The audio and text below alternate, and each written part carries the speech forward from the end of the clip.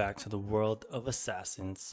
Guys, you have a couple new cards being revealed to us, so I just wanted to do a quick video to go over them and break them down.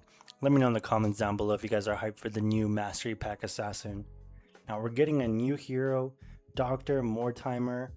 This dude is pretty interesting. I like that he has two abilities that both require him to tap, so it's kind of making you choose which one you want to do. The first one, it's Cure, which is just destroy a disease. Cure a disease and your opponent controls. If you do, create a silver token. Pretty thematic. It's kind of like you're going to the doctors and then you have to pay them. So I think that's pretty dope. Also, just being able to turn one of the diseases that aren't really giving you value into silver can be pretty good. Something like maybe if a wizard has frailty, destroying that and turning it into a silver can be pretty good. Maybe if a hero doesn't have anything for their arsenal, you can destroy your inertia, get a silver out of it.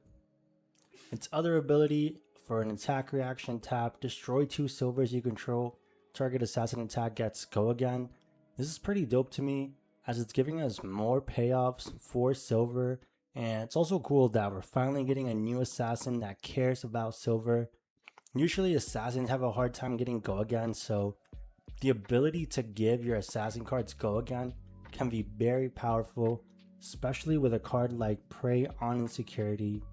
This is a red, 0 cost, block 3 attack with stealth, and it has attack reaction. Put a card from your hand to the bottom of the deck, destroy this, target another attack action with stealth, gets +3.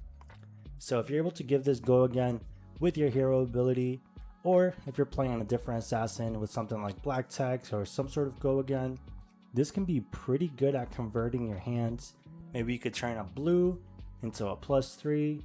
If you're using cards like Double Trouble or cards that maybe want to have attack reactions put on it, this is a pretty awesome card with stealth and attack reaction to just give it a little something extra. We haven't really seen attack reaction on cards like this, so this is pretty dope. Viral Diffusion, cost 3, red, assassin defense reaction trap. It is a specialization. When this defense, create a frailty, inertia, and blood rot pox token under the attacking hero's control. Blocks for 4. Now off the bat, you're kind of doing 2 card 6 if you just want to think about the blood rot token.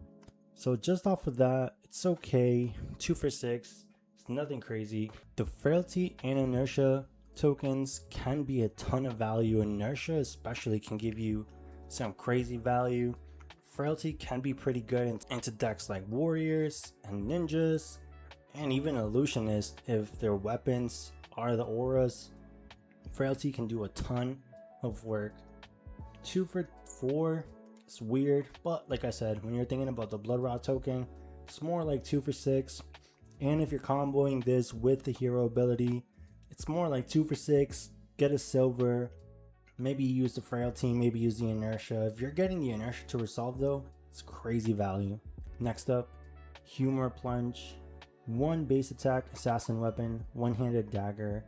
2 resources tap, attack, go again. If this is attacking an infected hero, this gets +1 and it has piercing. Pretty interesting. Just like all the other assassin daggers, it doesn't have a really good rate. But if you're attacking an infected hero, 2 resources for 2 go again is pretty good. And I think a good majority of the time, your opponent will be infected with some sort of disease. Mutually assured destruction. Cost 2, 6 attack, 3 block. Contract. You're contracted to banish infected opponent's cards. Whenever you complete this contract, create a silver token. The first time each hero plays a reaction card this chain link, create a blood rot pox token under each hero's control, then banish the top card of each hero's deck. Pretty interesting, as I think this is the first contract card that doesn't banish when it hits, but instead it banishes when someone plays a reaction card, or at least the first time.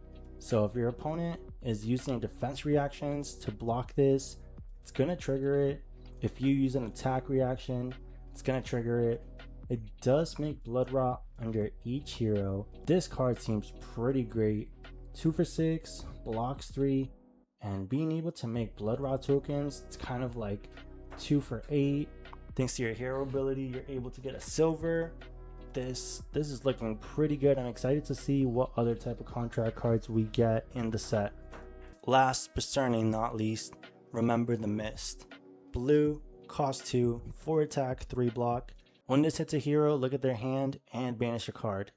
They may play the banished card until the end of their next turn. If this wasn't played from hand or arsenal, it gets +2. I love when cards are just generic. This is for all assassins, but not only from the artwork, but from the effect itself. You can tell it's just made for a Zeri.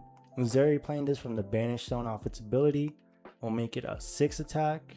Its effect to look at a hero's hand is very powerful.